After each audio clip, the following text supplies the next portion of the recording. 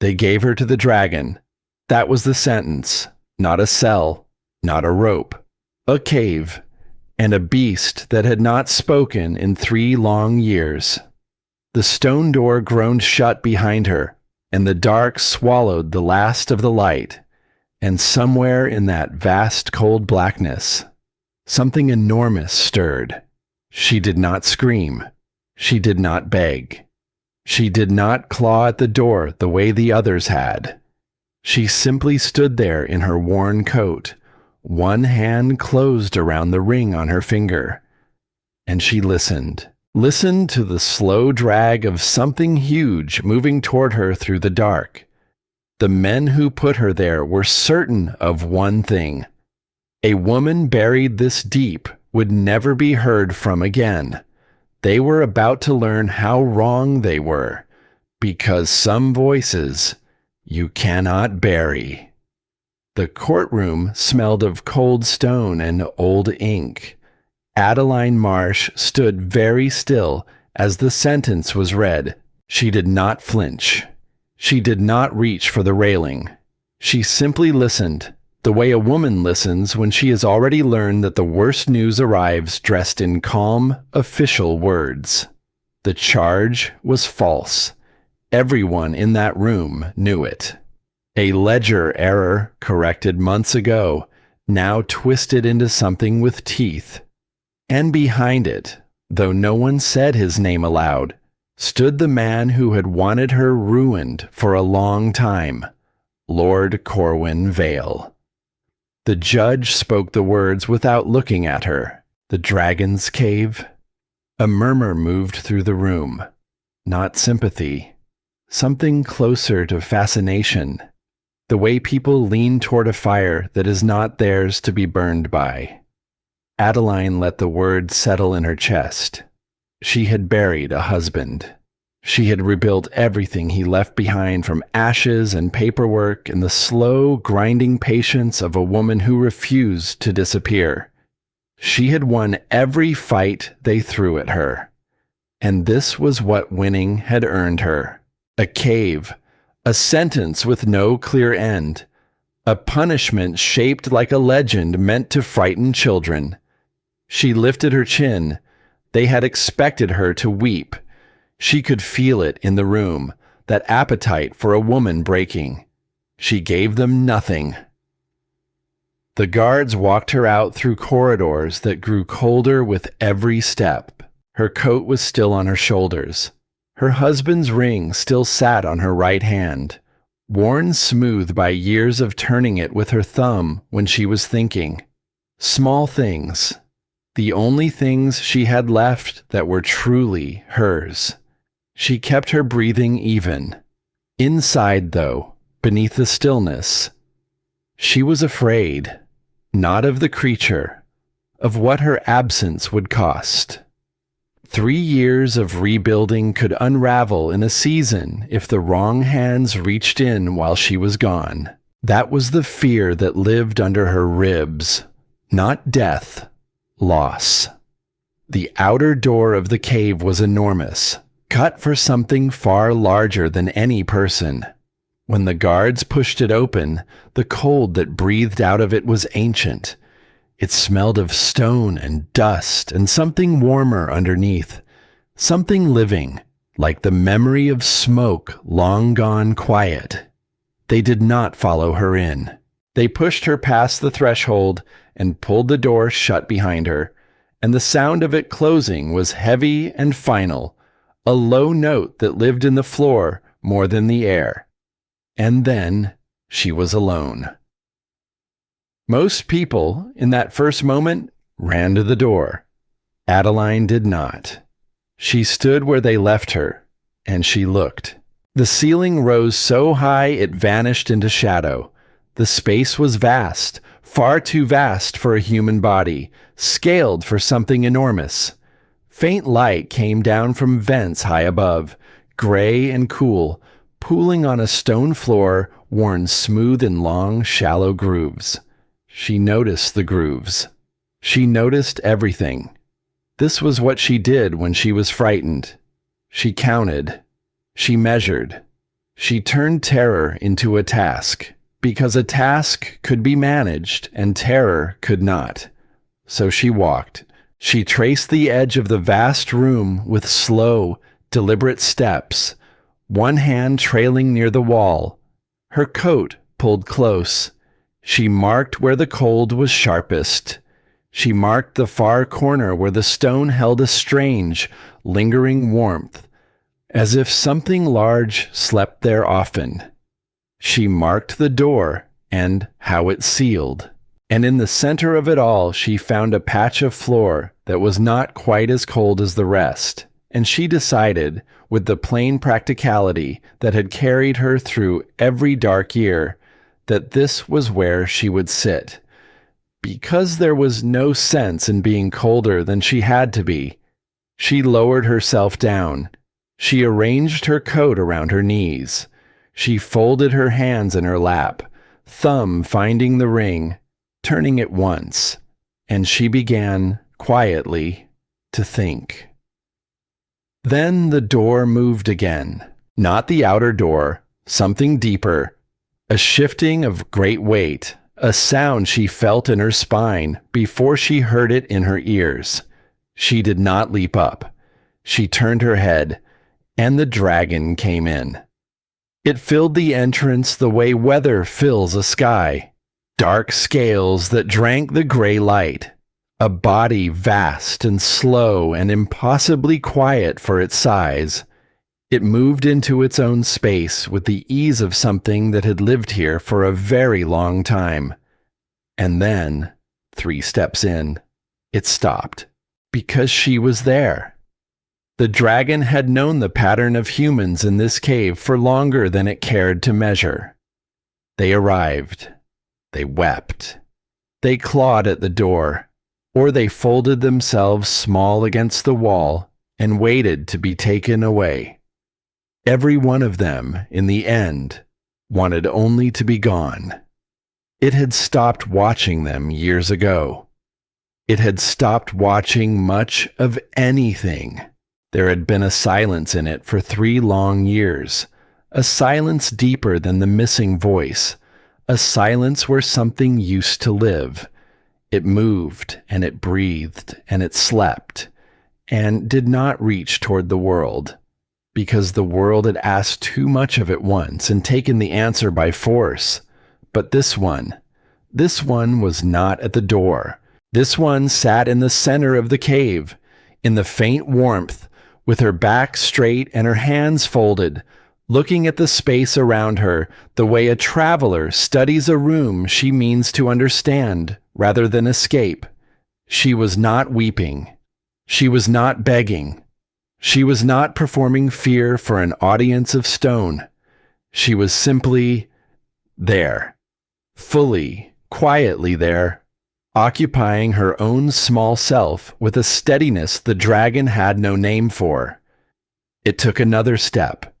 The floor carried the sound. Adeline watched it come. Her heart was loud. She let it be loud. She did not move. The creature lowered its head, slow and deliberate, until its great dark eyes were nearer to her level. Eyes the color of old gold, deep and unhurried. Eyes that had watched their corner of the world for longer than she had been alive. They settled on her, and they stayed. She had been looked at many ways in her life, measured, doubted, dismissed, looked past as if she were furniture in her own story. This was none of those. This was a gaze that had gone looking for nothing and found her anyway, and could not seem to turn away. She met it. She did not smile to soften it. She did not shrink to survive it. She simply held its eyes with the same honest attention she gave to anything she meant to understand. The warmth in the far corner told her this was its favorite place. She had chosen to sit near it without knowing. Neither of them moved. The cave breathed its cold, ancient breath around them. And somewhere beneath the silence, older than words, something in the dragon that had been still for 3 long years. turned very slowly toward the light. Adeline let out a slow breath. Her voice, when it came, was even and low, not frightened, not pleading. The voice of a woman greeting a stranger she had not yet decided to fear. "Well," she said softly, into all that vast and waiting quiet, "it seems we are to keep each other company." The dragon did not answer, but it did not look away. And that, though she could not yet know it, was the beginning of everything. The first night in the cave was long. Adeline did not sleep so much as rest with her eyes closed, her back against the least cold patch of stone, her coat pulled tight around her shoulders. The dragon stayed in its far corner. She could hear it breathing, slow, deep, a sound like a tide that never fully went out. She did not find it frightening. She found it, strangely, steadying.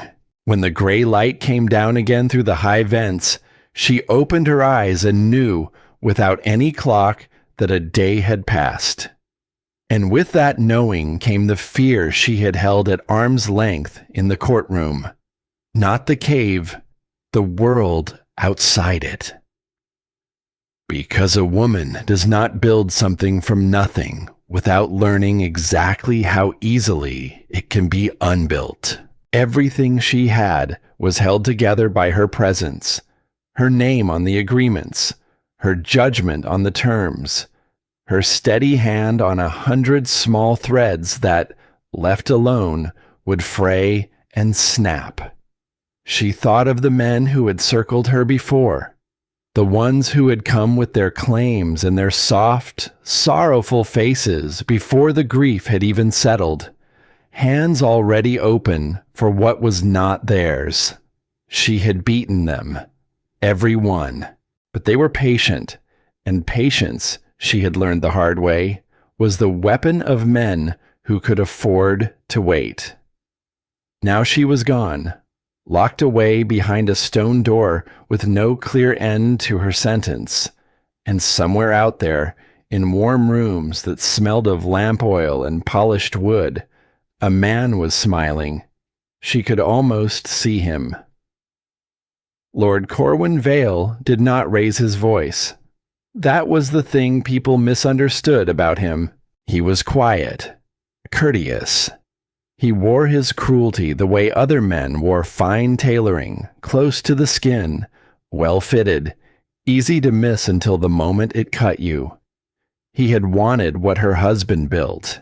He had wanted it the way certain men want a thing simply because it belongs to someone they believe smaller than themselves.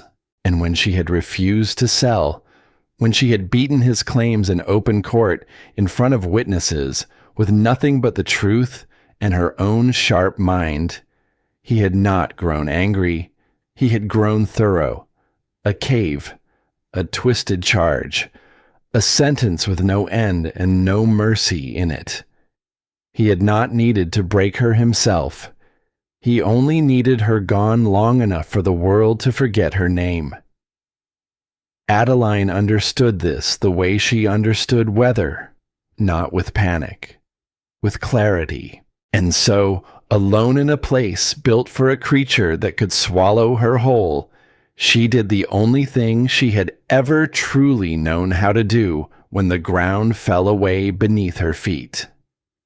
She got to work, not with her hands, with her mind. She began quietly to think through everything he might do, every thread he might reach for, every partner he might frighten, every quiet agreement he might poison while she was not there to defend it. She spoke aloud as she worked, not to the dragon, to the air, the way a woman who has spent too many years alone learns to think out loud, because hearing the shape of a problem makes it smaller than carrying it in silence. "He will start with the eastern routes," she murmured, her thumb turning the ring on her finger. That is where the trust runs thinnest. That is where he will whisper first. The dragon lifted its head. She did not notice at first. But he does not know, she went on, almost to herself, that the men out there were loyal to my husband long before they were ever loyal to me. And loyalty of that kind does not spoil in a single season. She smiled faintly, without warmth, a working smile. He always underestimates the quiet ones. It is the only mistake he makes twice. Across the cave, the dragon watched her mouth move. It did not understand the words, not the way a person would, but it understood something far older than words: cadence, intention, the particular music a voice makes when it is fighting rather than falling. It had heard so many voices in this cave.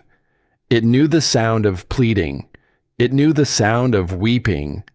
It knew the thin, bright chatter of terror pretending to be brave, the voice that climbs higher and higher until it cracks.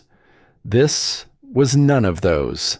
This voice was low and steady, and full of a strange fire that did not flicker. A voice that was not asking the world for mercy.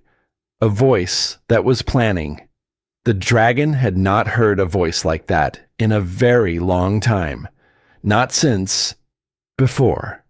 Not since the silence had come and settled over everything and made the whole world feel like something happening behind thick glass. That was when it moved. Not far, not fast. It rose from its far corner with a slowness that was almost careful, and it crossed a small stretch of stone, and it settled again, closer. Adeline stopped speaking. She turned her head. The great dark shape had come nearer in the gray light. Now it lay along the floor, perhaps a dozen paces from her, its enormous head lowered to the stone, its old gold eyes half open, watching. She held very still, not out of fear this time, out of the same instinct that made her go quiet in a delicate negotiation, when any sudden movement might undo something fragile that was only just beginning to form. "You have decided to come closer," she said softly. The dragon did not respond. "I do not mind," she said, and she meant it. There was a scent to the creature, she noticed, now that the distance between them had shrunk, not unpleasant, warm and dry, like sun on old stone, like the inside of a hearth long after the fire has burned down to nothing.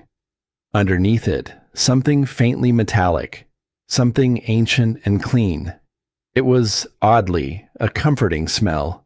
It reminded her of nothing so much as safety. Though she could not have said why, and did not try to, she went back to her thinking.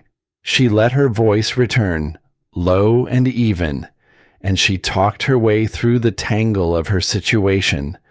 And the dragon lay near her and listened to the music of a woman who would not be beaten, and did not look away.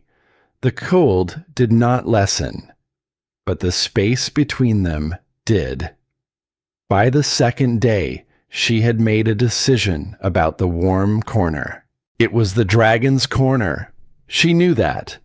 The stone there held the accumulated heat of something enormous that had slept there for years. But it was also, by a wide margin, the warmest place in that cold and cavernous room.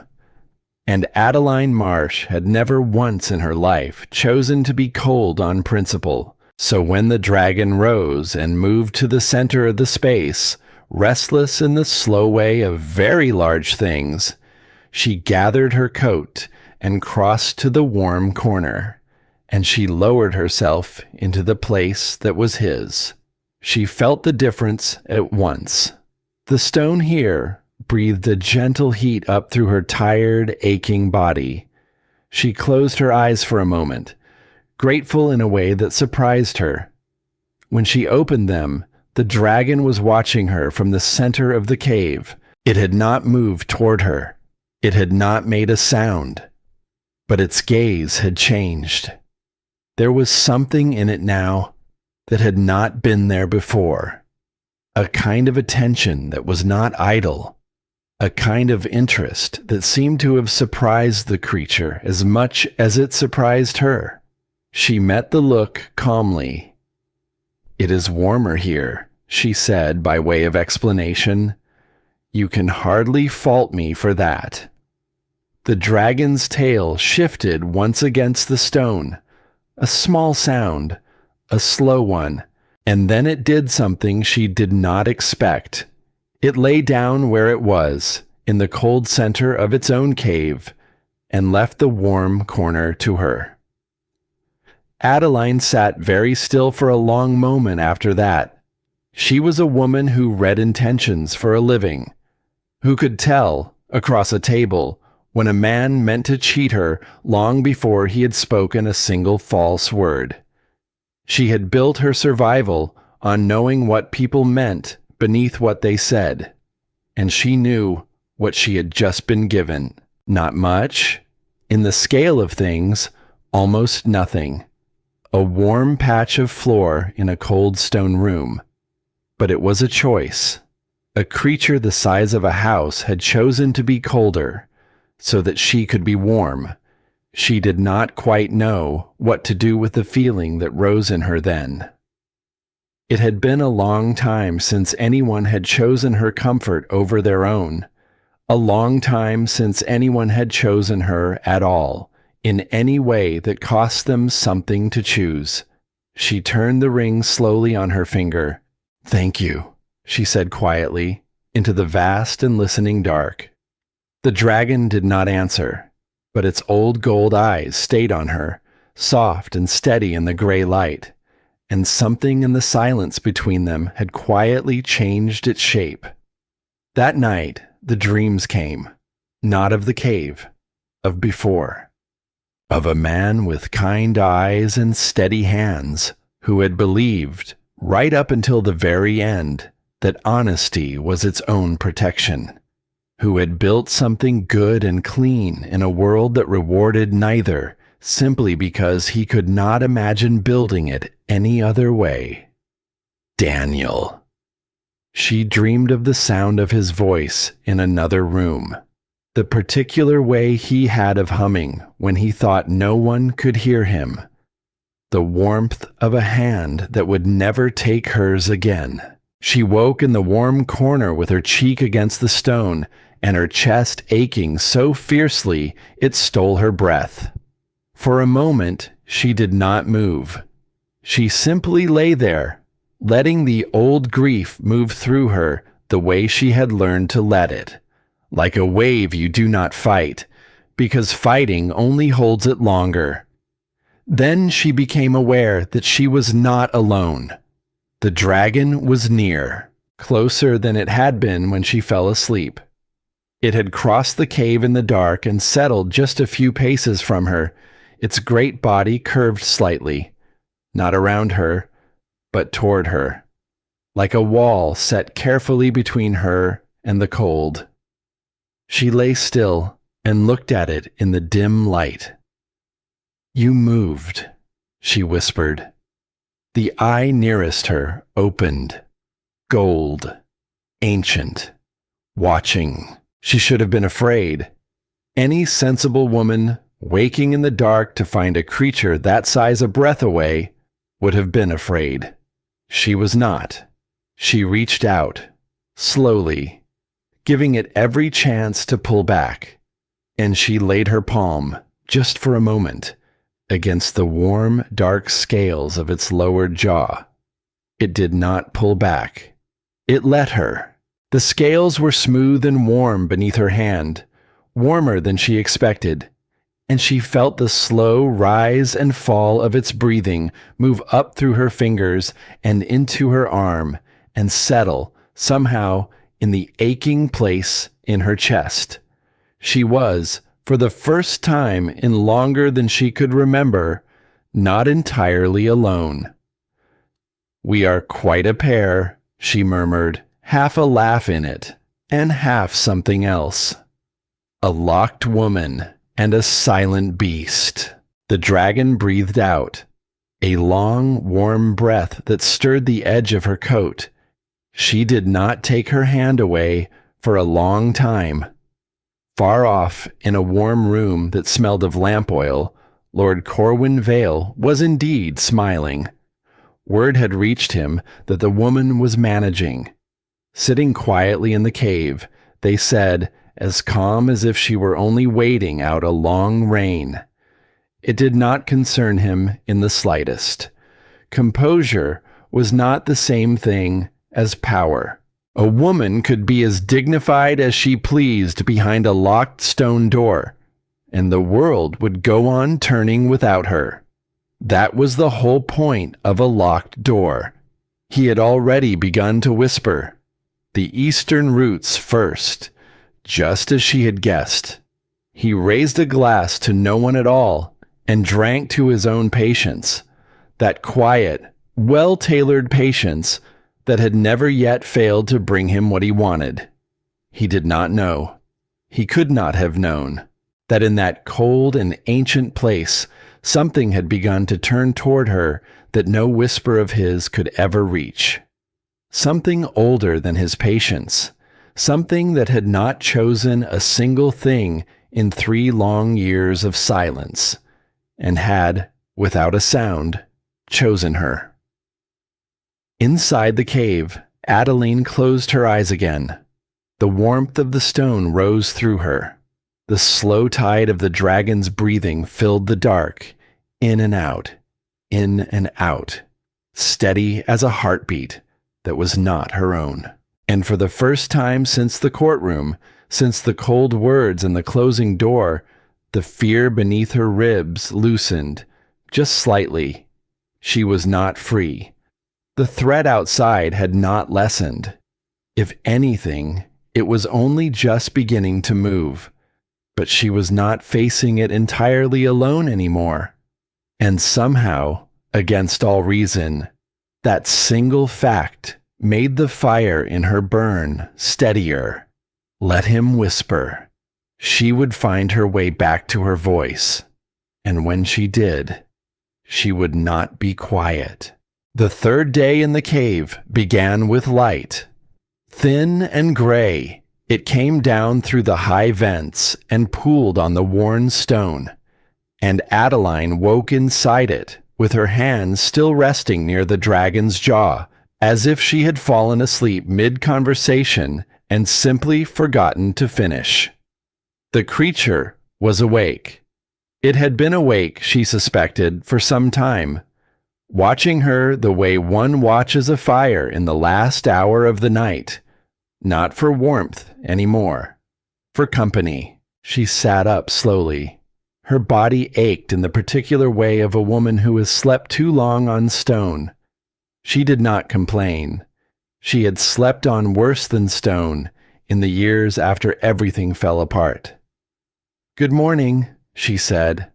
The dragon breathed out, a long, warm breath that stirred the loose hair at her temple. She chose to take it as an answer. There is a kind of talking that happens between two beings when one of them cannot answer. It is not really conversation. It is closer to confession.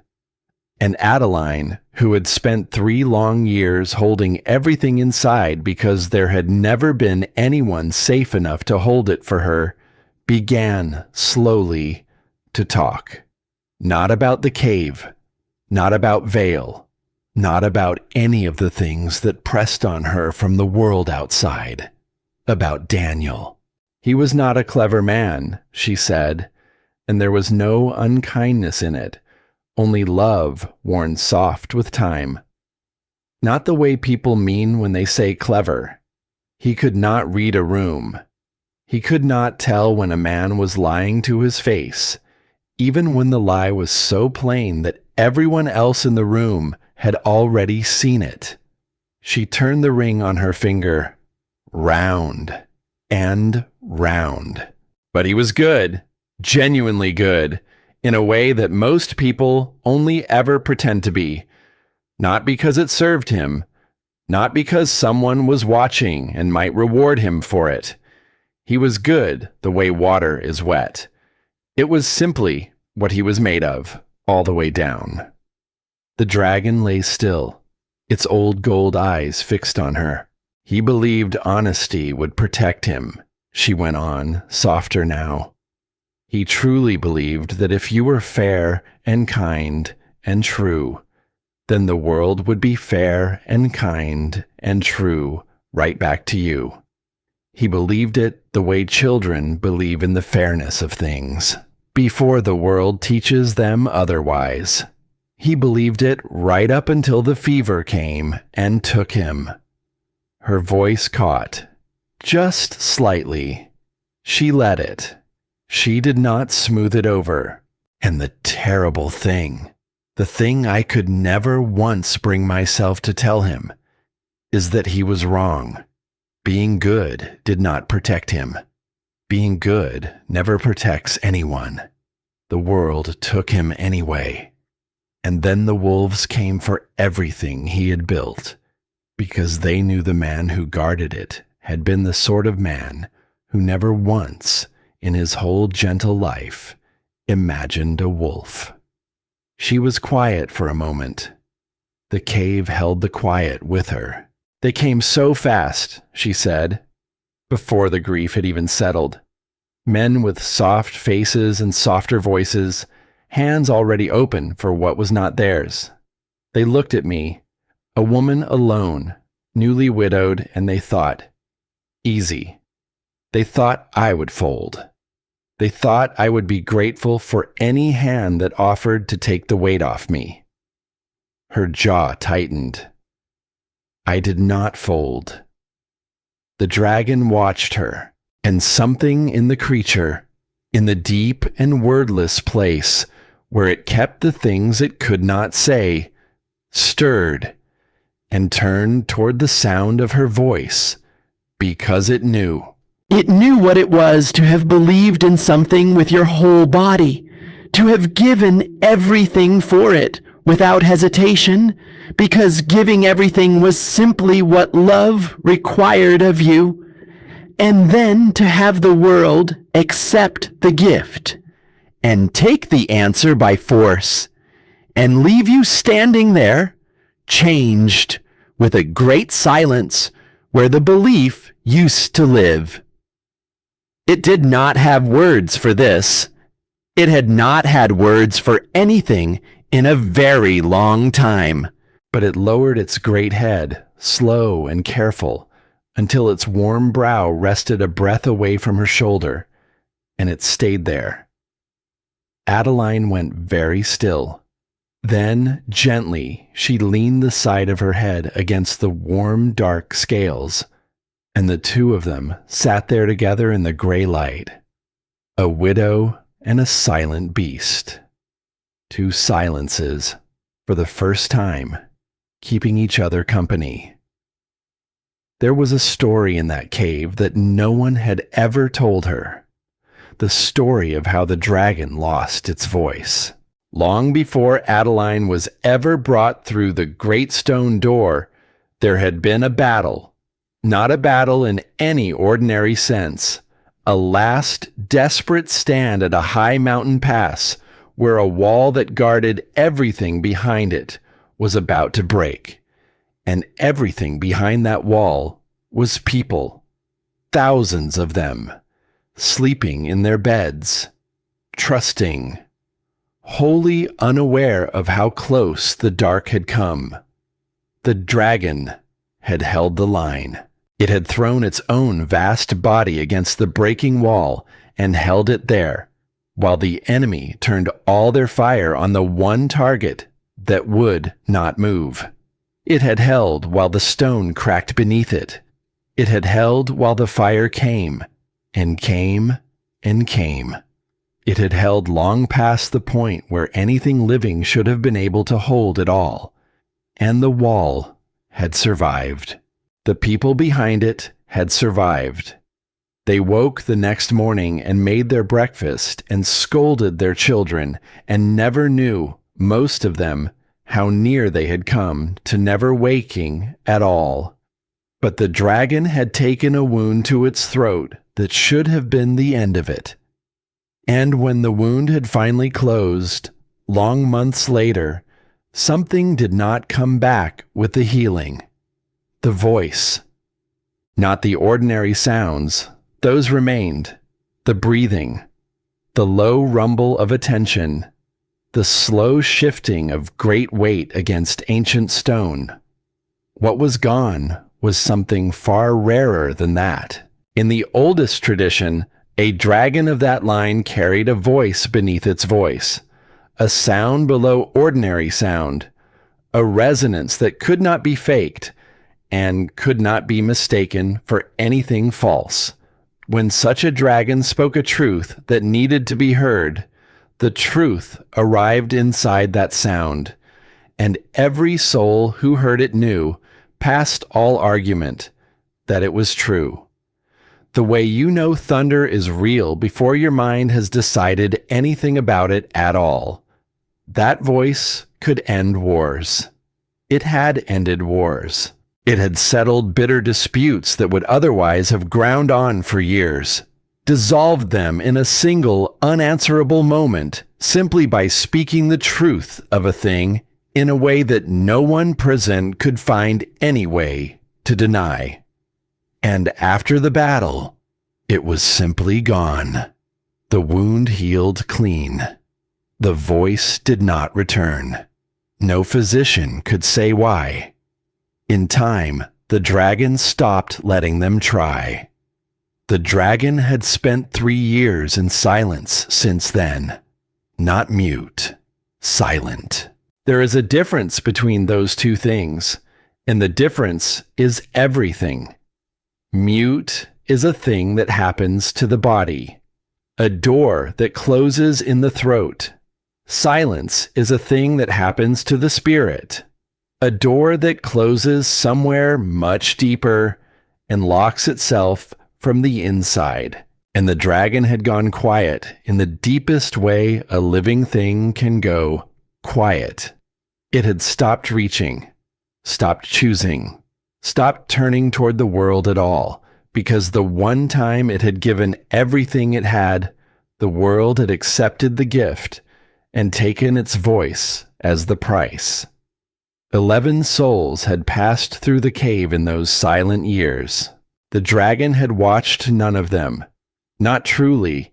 They came, they wept or begged or shrank into the corners, and they were taken away again, and none of them had ever once reached the place where the silence lived, until a woman sat down in the center of its cave, and did not weep, and did not beg, and spoke of her dead husband to the empty air with a fire in her voice that would not go out no matter how the cold pressed in. Adeline lifted her head from the warm scales. She looked at the great creature beside her for a long moment, really looked, the way she looked at anything she meant to understand. "Something happened to you," she said quietly. It was not a question. "You do not make the sounds you should. A creature like you. You should fill this whole mountain with sound. The stone should shake with you. And instead, you are silent. Silent in a way that has nothing to do with your throat." The dragon's gold eye found her and held. "I know that silence," she said. "I have lived inside it myself, the kind that comes not because you have nothing left to say, but because you said the truest thing you had once with your whole heart, and it cost you everything you loved. And now, the saying of anything true feels far too dangerous to ever try again." She reached up, laid her hand against its warm jaw once more. "I am sorry," she murmured. "Whatever it cost you, whatever they took, I am sorry." The dragon closed its eyes. and a long, low breath moved through its whole enormous body, from the deep of its chest outward, and something in it that had been held rigid and locked for 3 long years, loosened by the smallest measure, just enough to feel. But the world outside the cave did not soften. The world outside the cave was moving. Lord Corwin Vale was a patient man, and his patience had a particular shape. The first whispers had already gone out along the eastern routes, just as she had foreseen, sitting on the cold floor with her thumb turning her husband's ring. Soft words in the right ears. A suggestion here. A planted doubt there. The woman is gone, and who can truly say for how long? Contracts signed with someone who may never walk free again are contracts built on nothing but sand. Wiser, surely, to move your trust to firmer ground while there is still time. Some held firm, the ones her husband had earned, in the long, slow way that honesty earns loyalty. They did not spoil in a single season, exactly as she had said they would not. But some did not hold. Fear is a current, and even loyal men can be pulled from their footing by it, when the one they were loyal to has vanished behind a stone door with no promise, no date, no word of when or whether she might return. Threads began, here and there, to fray, and Vale did something far worse than whisper. He had not been content to leave her sentence vague. A vague sentence could end. A vague sentence had a door in it, somewhere that might, one day, swing open. So he had gone quietly to work on the paper of the thing. New documents, new classifications, old and long-corrected errors dredged back up out of the dark and dressed in fresh, damning language. He was building, thread by patient thread, a case that would turn a temporary punishment into a permanent one. A cave she had been placed in for a single season, rewritten, word by careful word, into a cave she would never once leave. He did it the way he did everything, quietly, courteously, without ever once needing to raise his voice. And yet, word of what he was doing reached the palace. Not the emperor directly. It reached the ones beneath him first, the tired and careful men who manage the endless rivers of paper that an empire runs on. And one of them stopped and frowned at what lay before him, because the reclassification was aggressive in a way that did not sit right, too eager, too neat. And the name behind it was a name that certain people had learned to watch. The frown traveled upward, slowly, as things in an empire always travel, through the right hands, past the right desks, but it traveled. Inside the cave, Adeline felt none of this. She could not have, but she knew the man she was dealing with, down to his bones. And she knew that a silence from an enemy like Vale was never peace. It was preparation. He is not resting, she said aloud that evening, as the last of the light failed above them. I can feel it. He is not the sort of man to place a woman in a cave and then simply sit back and let time do his work for him. He is doing something out there, right now. He is turning the screws in the dark, while I cannot see a single one of them. She pressed the heels of her hands against her closed eyes, and for the first time since the sentence had been read, the fear rose all the way up, past the walls she kept it behind. And I am in here, she whispered. I am in here, and everything I built with these 2 hands is out there, and I cannot reach a single thread of it.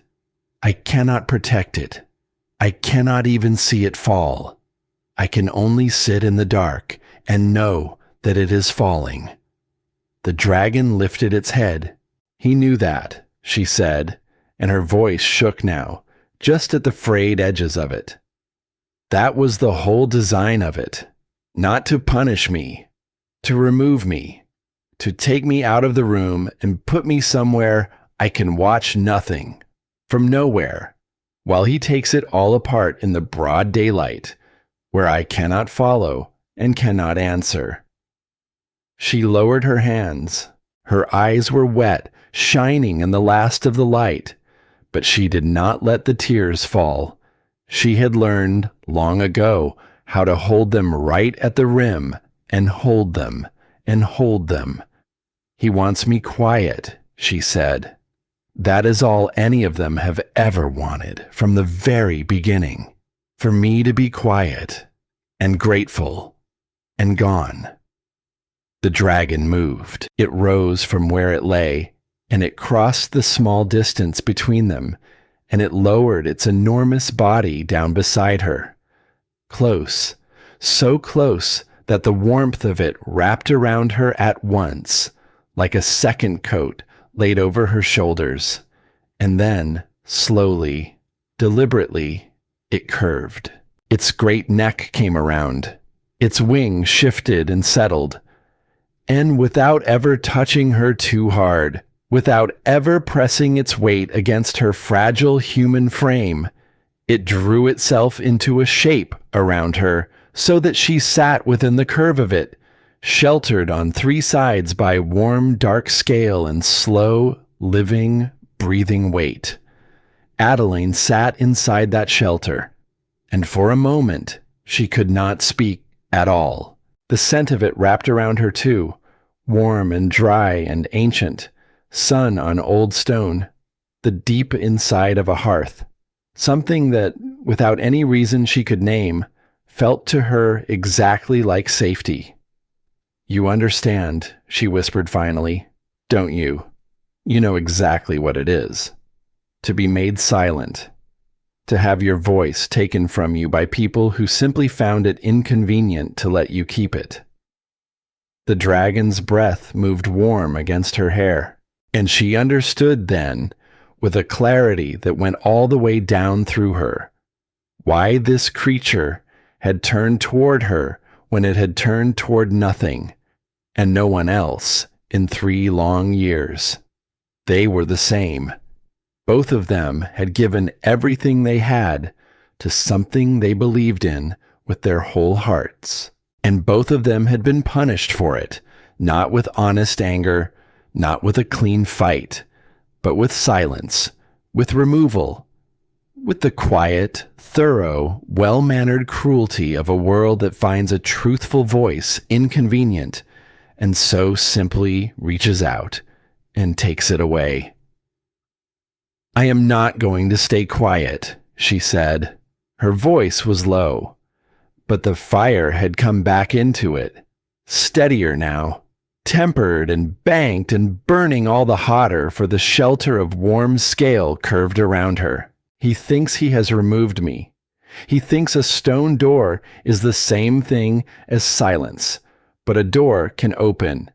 And when this one does, I am going to find my voice again, and I am going to use it, in a room, in front of witnesses, in a place where he cannot look away and cannot pretend he does not hear.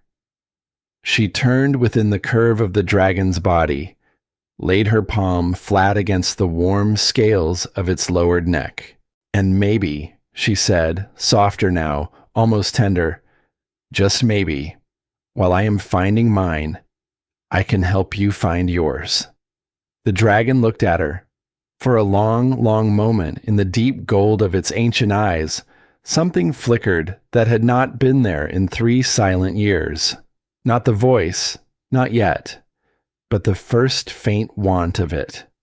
The first small, trembling turn of a silent thing back toward the terrifying possibility of sound. Outside, the light was gone completely now. Outside, the threads kept fraying in the dark. The paper kept thickening on the desks of careful men. And a patient lord kept smiling to himself in a warm and lamplit room, entirely certain that he had already won, that the matter was only a formality now, a thing of time and paper and the short memory of the world. But inside the cave, in the deep dark, a woman sat wrapped in the shelter of a creature the world had broken, and neither of them was alone anymore. And that, though Vale in all his careful cleverness could never once have guessed it, was the single thing his quiet, courteous cruelty had never thought to guard against. Not her defiance, not her escape, her company. Two who had each been left alone in the dark, discovering, at last, that they did not have to stay there by themselves. The morning of the fourth day, the outer door opened. Adeline had known it would. She had counted the days with the same care she counted everything, and she had known, waking in the warm curve of the dragon's body, that this was the morning her sentence was meant to end. The original sentence. The one before Vale had begun rewriting it in the dark. She had known the door would open. She had not known she would feel this, reluctant to walk through it. The sound came first, the heavy grind of the mechanism, the shift of ancient stone. The dragon lifted its head at once. Adeline felt the change move through its whole body. A sudden tension in the warm shelter curved around her, and she laid a hand against its neck without thinking, the way you steady a thing you have come to care for. "It is all right," she murmured. "That will be for me." The door swung wide. Gray light spilled in from the corridor beyond, and with it came a guard. One of the two who had brought her in, 4 days and a lifetime ago. He stopped just inside the threshold, and she saw him take in the sight before him, and she saw the exact moment the sight failed to make sense to him. A woman, upright, composed, her coat about her shoulders, her husband's ring on her hand, and curved around her, vast and dark and watchful, a dragon that had not shown interest in a living soul in 3 long years. The guard's face went carefully blank. "The detention period has concluded," he said. His voice was steady, but only just. "You are to be released." Adeline rose. 3 days on stone had not bent her. She stood straight, gathered her coat, and turned toward the open door and the pale light beyond it. And she took a step. The dragon moved, not with anger. There was no growl, no bared teeth, no warning rumble in its chest. It simply rose in one slow, deliberate motion, and it placed its enormous body between Adeline and the open door. And then it went still. The guard stopped breathing for a moment. The dragon stood in the mouth of the exit like a wall that had grown there.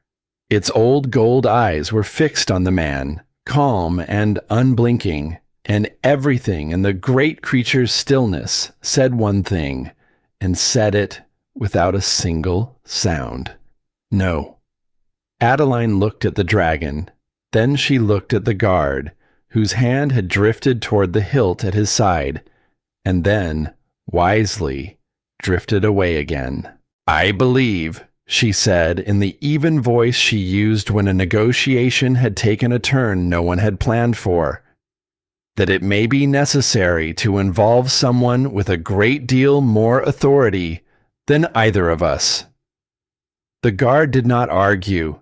He looked at the dragon one more time, at the vast dark shape that filled the only way out, and then he turned and went to find that authority, and his footsteps were quicker leaving than they had been coming in. The door stayed open. That was the strange thing. The dragon did not close it, did not block it out of any wish to trap her in the dark. The way out stood plainly open, the pale corridor visible beyond, freedom a dozen steps away. The dragon simply would not let her be taken through it. There is a difference between those two things, and Adeline understood the difference at once.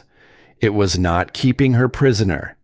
It was refusing to let her be carried off by people who had never once seen her for what she was. She lowered herself back down onto the warm stone. There seemed little point in standing.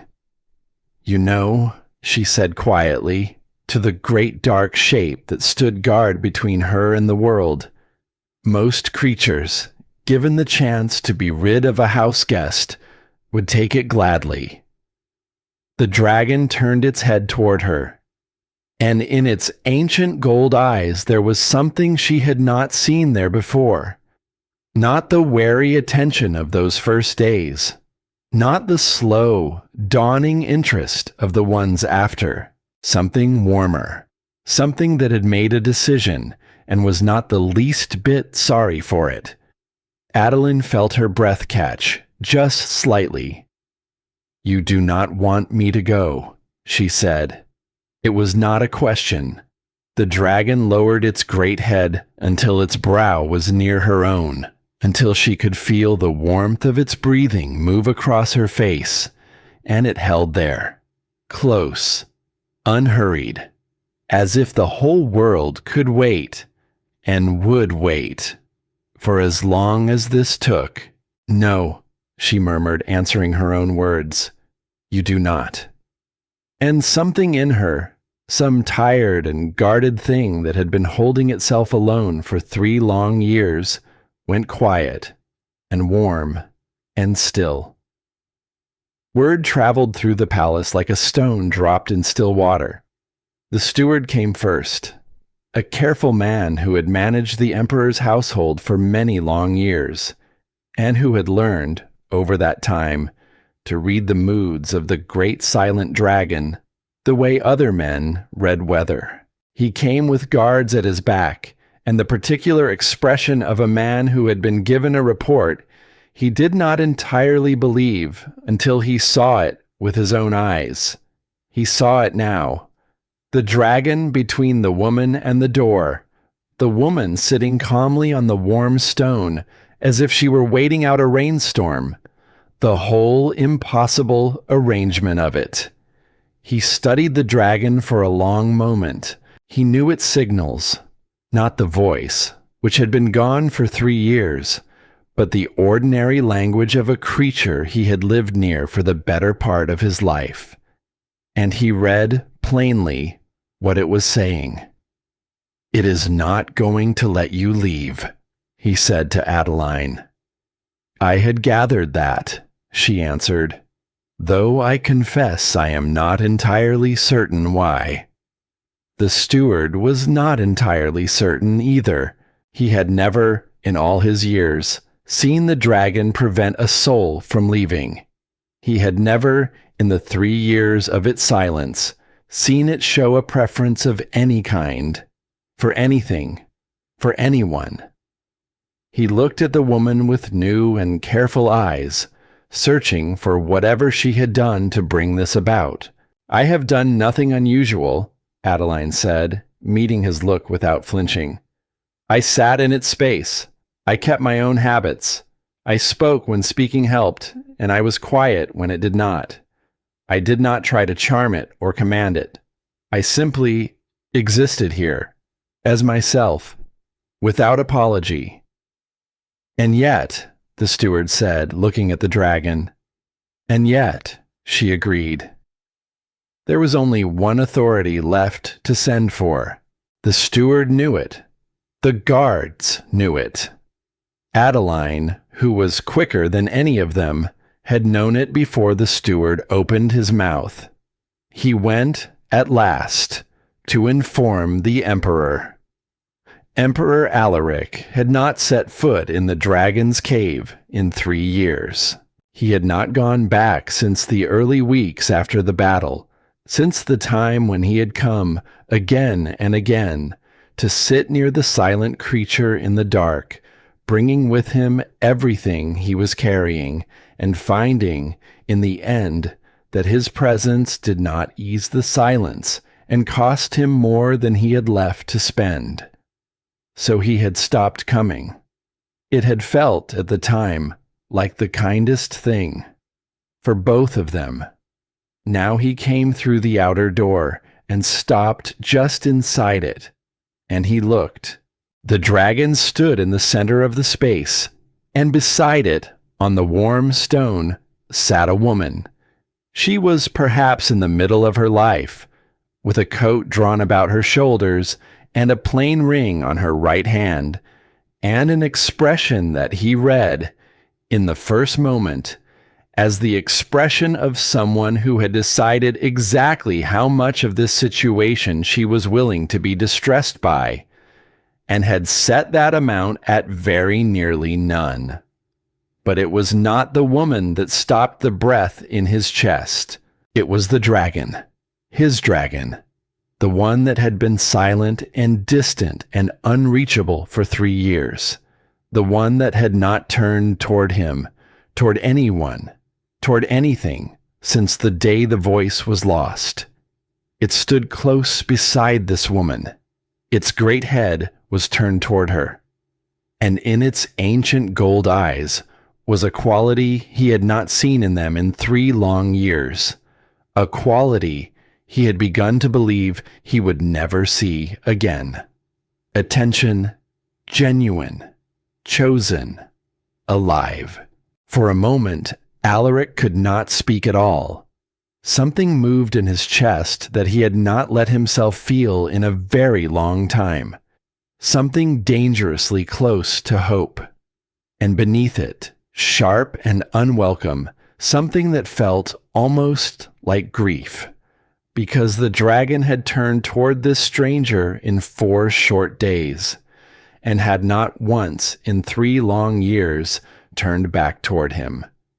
He pushed the feeling down. He was an emperor.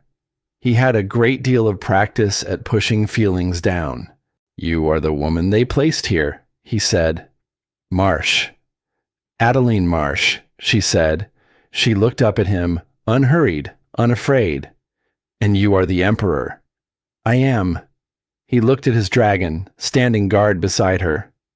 "What did you do?" he asked, and his voice, for all his practice, was not entirely steady. "Nothing," Adeline said.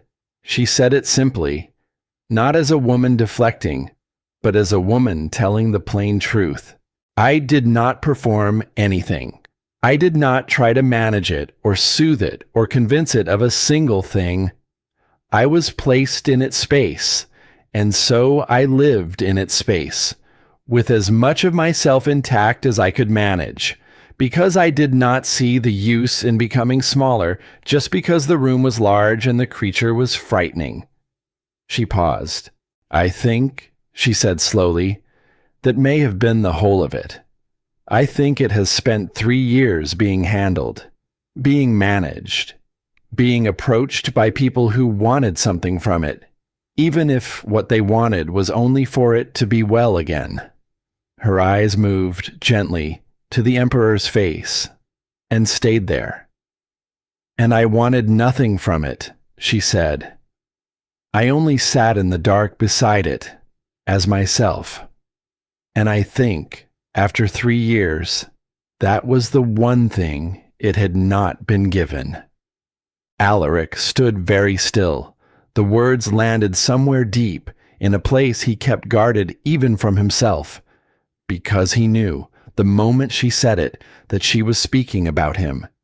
He had come into this cave, in those first raw weeks, carrying everything: the battle, the wall, the wound, his own grief, and his own guilt, and the terrible weight of a voice that was gone and might never come back.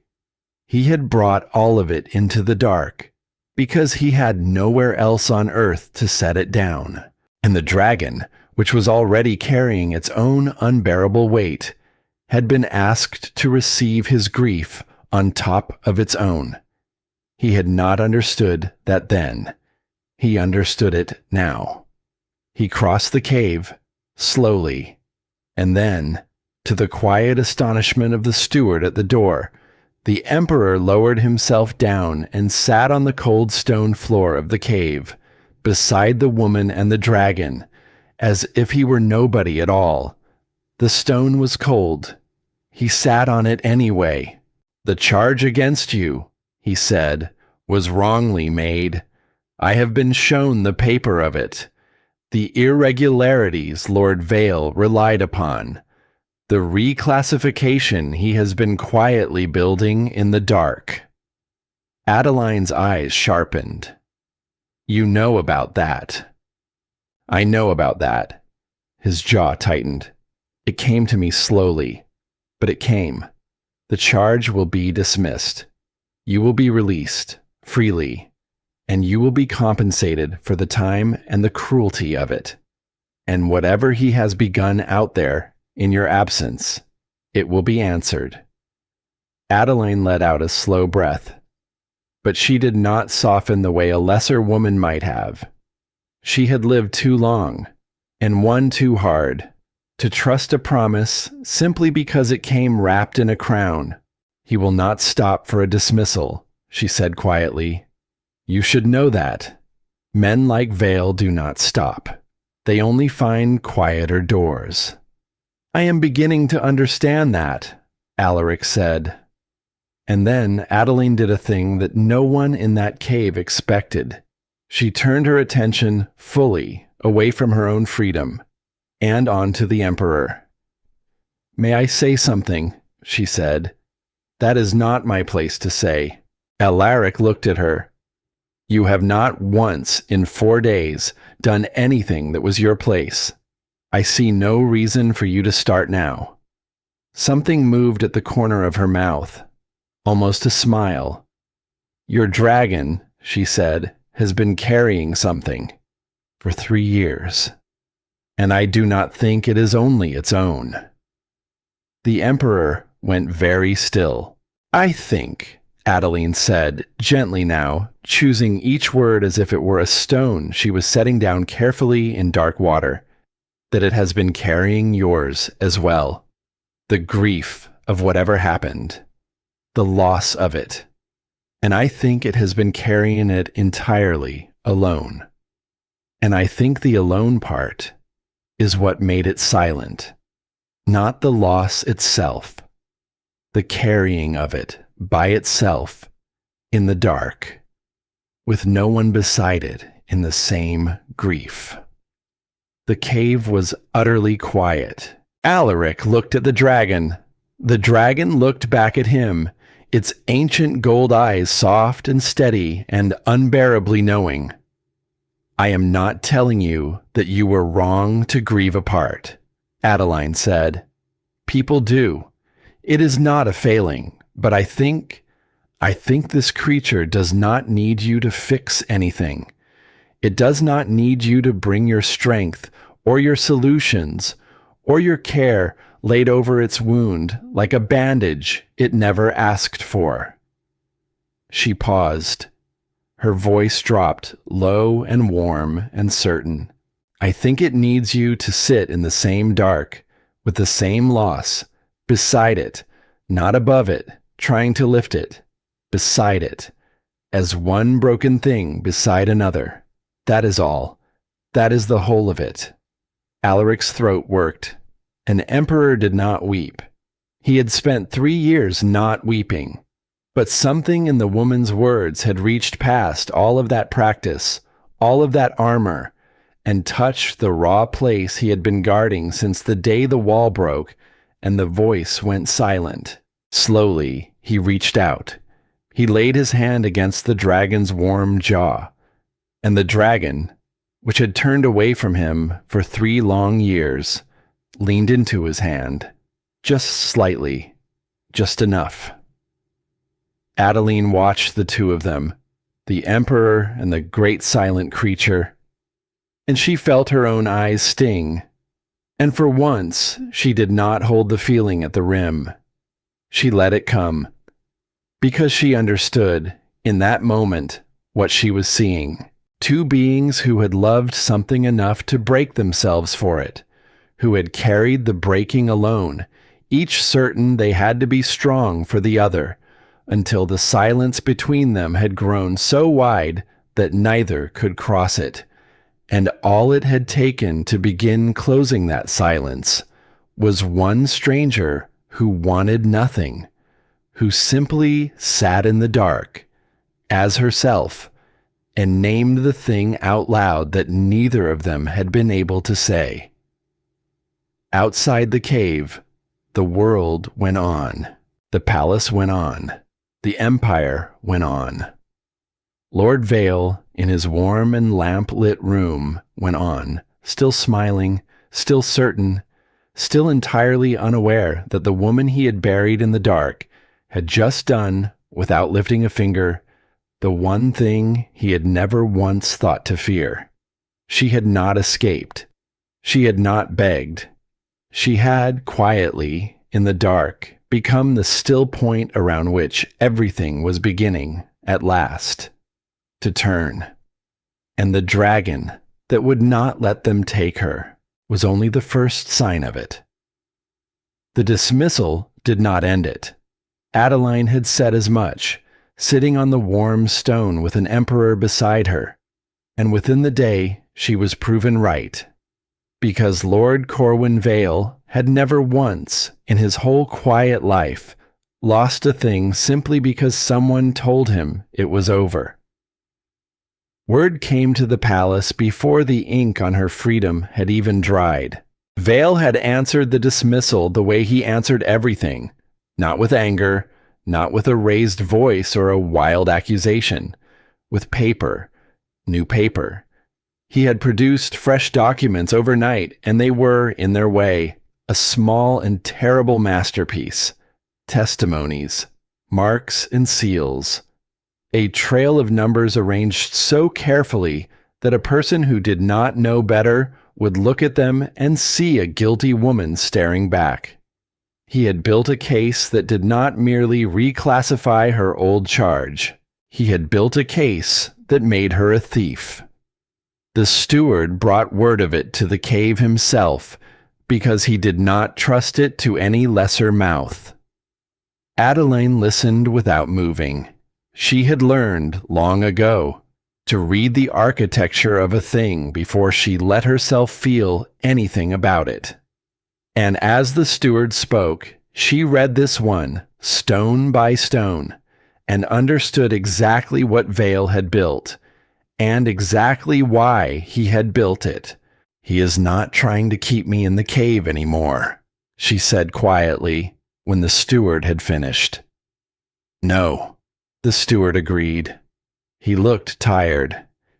"He seems to have decided the cave was too small a thing. He wants me ruined." She said it plainly, not with fear, with the cold clarity of a woman who has finally seen the whole shape of her enemy. Not detained, not inconvenienced, ruined. He wants the world to remember me as a thief, so that it will never again believe a single word I say. He wants to take my name, because a name is the only thing I have that he cannot buy. The emperor came again that evening. He came without ceremony. He sat on the cold stone the way he had before, as if he had decided that whatever passed between them belonged in the low place, on the floor, in the dark, and not on any throne. And he laid the difficulty before her honestly. "There is a way to end this quickly," Alaric said. "I can make it disappear. I can have his new documents set aside, the charge buried, the whole matter closed by tomorrow. You would walk free.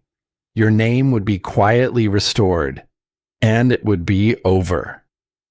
Adeline waited. She could hear the shape of the word coming. "But," she said. "But," he agreed, "it would be done with power, not with truth. I would be closing the matter because I command it closed, not because it has been proven false. And a thing closed by command can be opened again by the next man with more command. Adeline finished. Yes, I know that door well. She looked into the dark of the cave for a long moment. The dragon lay near, its ancient eyes half open, watching the two of them the way it now watched everything she did. If you bury it with power, she said slowly, then Vale learns nothing. He walks away, believing only that he reached too high this time, and next time he will simply reach more quietly. And every other man like him learns the same lesson, that the truth does not matter, that only the size of your friends matters, that a woman like me is safe only so long as she has an emperor standing over her. Her jaw tightened. I do not want to be safe because you are standing over me, she said. I want to be safe because the truth was spoken in a room and could not be denied. Alaric was quiet, because he understood then exactly what she was refusing, and exactly what it would cost her. You understand what you are choosing, he said. If we do not bury it, if you insist on answering him in the open, then you must win in the open, against a man who has spent his whole life learning how to make lies look like ledgers. His paper is very good, Adeline. It is good enough to have convinced men who wanted to believe him. If you stand up in that room and you lose, then I lose everything, she said. My name, my company, my freedom. Perhaps more than that. Perhaps more than that, he agreed grimly. She nodded slowly. She did not look away from him. And if I take your protection instead, she said, I keep all of those things. But I lose the one thing I have spent 3 years learning is the only thing that is truly mine. Which is my voice, she said. The words settled into the cave like something sacred. Beside her, the dragon shifted. Its great head lifted, and its gold eyes came to rest on her face. And there was in them a strange and ancient understanding, because if there was one creature in all the world that knew the exact weight of the words she had just spoken, it was this one. Adeline reached out without looking and laid her hand against its warm jaw. He silenced me once, she said, more quietly now.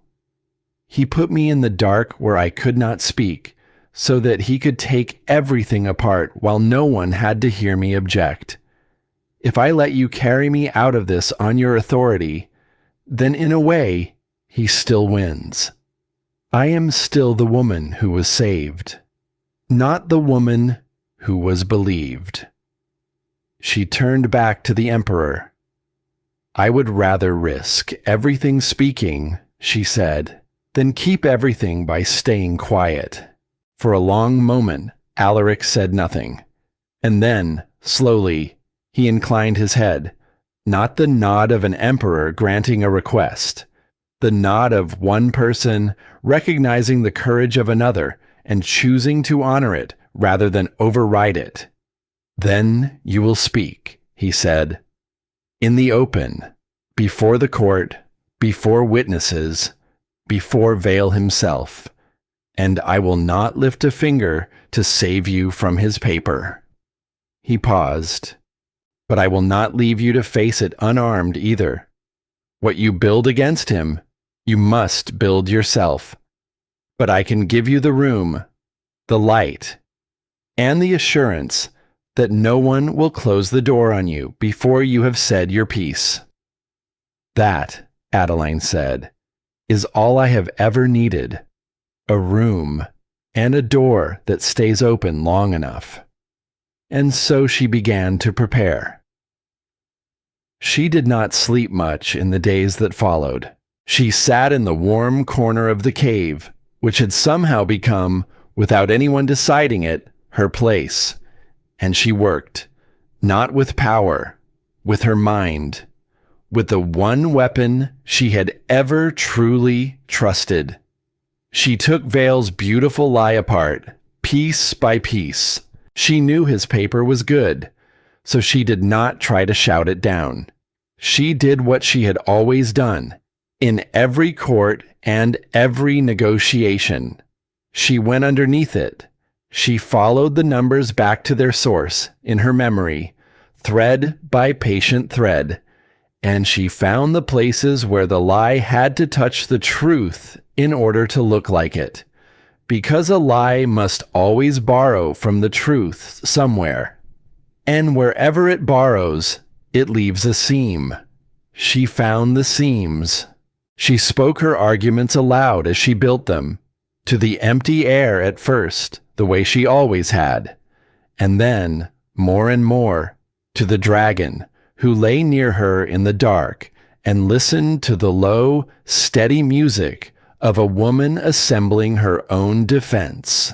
He used the Eastern accounts, she murmured, one long night, because he thought I could not reach them from in here. He thought the distance made them safe to lie about, but I built those accounts. Every entry. I do not need the paper. I carry it here. She pressed 2 fingers to her temple. The dragon breathed out, slow and warm. You understand, she said softly, glancing at it. It is the same thing, is it not? They take your voice because they believe you cannot use it from where they have put you. And then you use it anyway, from exactly there. The emperor came some evenings and sat on the floor and listened. He did not offer to help her build. He had promised he would not, and he kept the promise. But he came, and he listened, and slowly the 2 of them fell into a quiet that was not empty, a quiet with weight in it, the quiet of 2 people who had each carried too much alone, discovering that a silence shared is a different creature entirely from a silence borne by one. Once, late, she caught him watching her instead of the fire of her argument. You are staring, Your Grace, she said, without looking up. I am, he admitted. He did not apologize for it.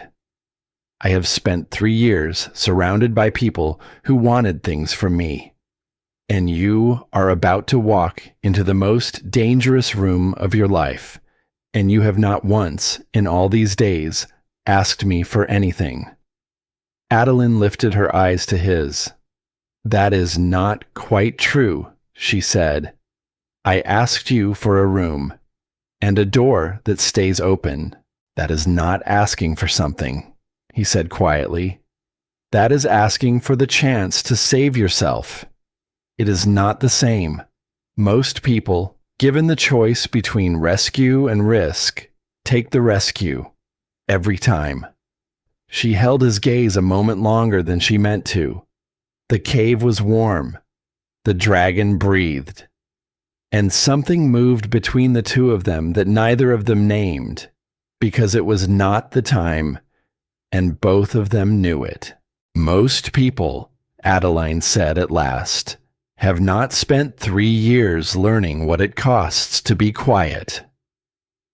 On the last night before the court, she did not work at all. She sat in the warm curve of the dragon's body, her back against its living warmth, and she let herself, for one night, simply be afraid. Because she was afraid. She would have been a fool not to be. I might lose, she said into the dark. You should know that. I have taken apart his lie as well as any person could. But he is good, and the room will be full of men who would rather believe a comfortable falsehood than an uncomfortable truth. I might stand up tomorrow and say everything right, and still lose everything I have. The dragon shifted, curved closer around her, and she pressed her hand flat against its warm scales and felt the slow tide of its breathing, in and out, in and out. "But I would rather lose speaking," she whispered, "than win in silence. I decided that a long time ago. I only forgot it for a while, in the dark." She was quiet for a while, and then she said the thing she had not yet let herself say. The thing that was, in truth, the deepest reason she had refused the Emperor's easy rescue. "And you," she murmured to the great silent creature curved around her. "If I win tomorrow, the way I mean to win, with the truth spoken so plainly that no one in the room can deny it, then perhaps you will see that it can be done, that a voice can be taken and can still, somehow, come back, that the silence does not have to be forever." The dragon went very still against her. Its gold eye, close to her face, held her. "I am not doing it only for myself," she said, softer than she had said anything yet. "I am doing it for you too, so you can watch a broken thing find its voice again, and believe that you might, one day, find yours." Outside the cave, the world was gathering. Word had spread that the matter would not be quietly buried after all, that the woman from the dragon's cave meant to stand up in open court and answer Lord Vale to his face. Some came to watch her fall. Some came uncertain to see if the strange rumors were true. And Vale, in his warm and lamp-lit room, heard the news of it, and smiled, wider than he had smiled yet, because a quiet burial would have denied him the pleasure. But a woman who insisted on standing up in the open, where he could break her in front of everyone, that was a gift. He did not know. He could not know that the woman he intended to break had spent her nights in the dark, wrapped in the warmth of a creature the world had silenced, learning all over again exactly how to use her voice. The great hall was full. Adeline felt the weight of it the moment she stepped through the tall doors. All those faces turning toward her at once, all that quiet, watchful hunger in the air. Some had come hoping to see her stand. More, she suspected, had come hoping to see her fall. She walked in with her back straight, her coat about her shoulders, and her husband's ring on her right hand, and she did not let a single soul in that room see what it cost her to do it. She had dressed with care, not in finery, in the plain, sober clothes of a woman who had worked for everything she owned. It was a choice, and it was a message, and the few in the hall who understood it at once. At the far end of the room, on a raised seat, sat the Emperor, Alaric. His face gave away nothing at all. He had promised her he would not lift a hand to save her, and she could read, in the careful stillness of him, that he meant to keep that promise even now, even while watching her walk alone into the mouth of the thing. She found, to her own surprise, that she was glad of it. A rescue would have proven Vale right. Only this could prove him wrong. Lord Corwin Vale was already there. He stood near the center of the hall, calm and courteous, dressed in exactly the right measure of quiet elegance. Not too fine, never too fine. He inclined his head to her as she entered, a small and gracious nod, the nod of a man greeting an opponent he has already beaten in the privacy of his own mind. "Mistress Marsh," he said. His voice was warm. It was always warm. "I am glad to see you looking so well. The cave can be an unkind place. It was kinder than I expected, Adeline said evenly. I found the company suited me. Something flickered behind his eyes, just for a breath. Then the courtesy closed back over it, smooth as still water over a stone. The proceedings began, and Vale was, she had to grant him, magnificent at it. He laid out his case the way a master craftsman lays out his tools, unhurried, precise. He did not rage. He did not accuse. He did not do anything so crude as to appear to want her destroyed. He simply produced his beautiful paper, one damning piece after another, and let each one speak in its own quiet, reasonable voice. The numbers were there. The marks were there. The seals were there. And to a room that wanted a simple story, the simple story assembled itself, neat and whole. A widow in over her head. Accounts that would not balance. A woman who had taken what was not hers, and dressed the taking up in the respectable clothes of commerce. She could feel the hall turning against her, degree by slow degree, the way a tide turns when you're not watching the water. Not with cruelty, with something worse than cruelty.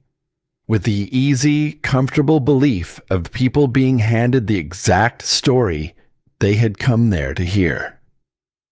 When Vale finished, he turned to her, and his face was almost gentle. I take no pleasure in this, he said, addressing the room as much as her. Truly, I do not. But numbers do not lie. The paper is the paper. A person may say a great many moving things in her own defense. She may weep. She may speak of her late husband. But she cannot argue with the ledger. He spread his hands, slow and reasonable. Unless, of course, he said, Mistress Marsh has some paper of her own to show us. It was a trap, and Adeline saw the whole shape of it at once. He knew she had no paper. He had made certain of that. He had built his lie in exactly the places he believed she could never reach, the account she could not touch from behind a locked stone door. And now he was inviting her, so graciously, to answer paper with paper, knowing full well she had none to bring. She let the silence stretch a moment, long enough for the room to decide she had nothing, long enough for the corner of Vale's mouth to begin, very slightly, to lift. Then she stepped forward. You are right, Adeline said. The hall went still. I have no paper, she said. You saw to that. You built your case in the accounts you were certain I could not reach, from a cave you were certain would keep me quiet. It was well done. I will grant you that freely. It was very well done. Vale's expression did not change, but neither did he speak. But you made one mistake, she went on. Her voice was low and even, and it carried to every far corner of that great hall precisely because she did not raise it. A woman who is sure of a thing does not need to shout it. You forgot, she said, that I did not learn those accounts from paper. I built them, every single entry. With these two hands, across years, you never bothered to watch. And a thing a woman builds herself. She does not need a page to remember it. And then she began, not with anger, not with tears, with numbers. She walked the room through the Eastern accounts entirely from memory, entry by entry, and she did it with a precision that changed the very air in the hall. She named the sums. She named the seasons in the plain, unhurried way of a woman recalling her own labor.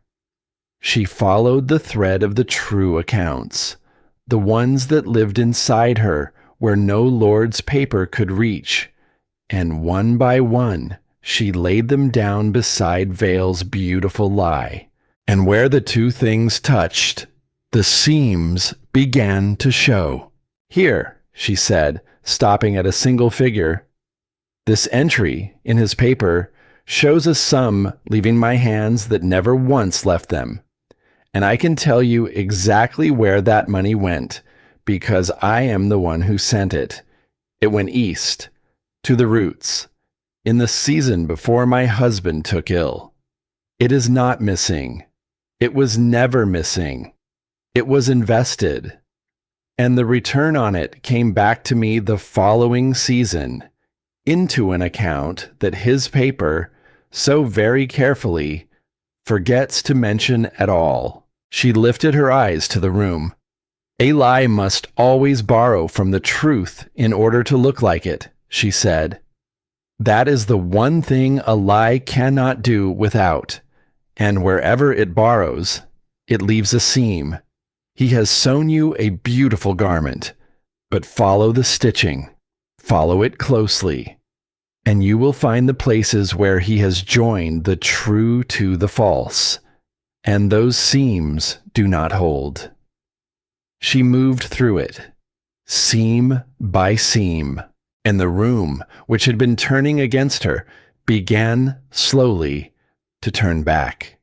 She could feel it happening. The shift of attention in the air, the frowns forming now on faces that, a moment ago, had been so comfortable, men leaning forward in their seats, the comfortable story coming apart in their hands, thread by patient thread, exactly where and exactly how she pulled it. Vale felt it too. She watched him feel it. And that was when he changed. The warmth left his face, not all at once, but the courtesy thinned, worn through in places, and beneath it, for the first time, she saw the thing that had always lived underneath, the cold, the flat, bottomless certainty of a man who had never once in his whole life been made to answer for anything he had done. "This is very clever," he said, and his voice was still smooth, but there was a wire pulled tight beneath it now. "I will grant her that, but it is only words. She recites numbers from her own head and asks you to believe her memory over documents you can hold in your two hands. It is a performance, a grieving widow's performance. Moving, I am sure, but a performance is not proof." He turned to the hall. He spread his hands wide, and he played his last and best card. "Where," he said, "is her evidence? Not her memory, not her feelings, not her lovely, sorrowful story. Her evidence. If it does not exist on paper, then I put it to you plainly. It does not exist at all." And the room wavered, because he was not entirely wrong, and every soul in that hall knew it. She had shown them the seams. She had made them doubt. But doubt is not the same thing as proof.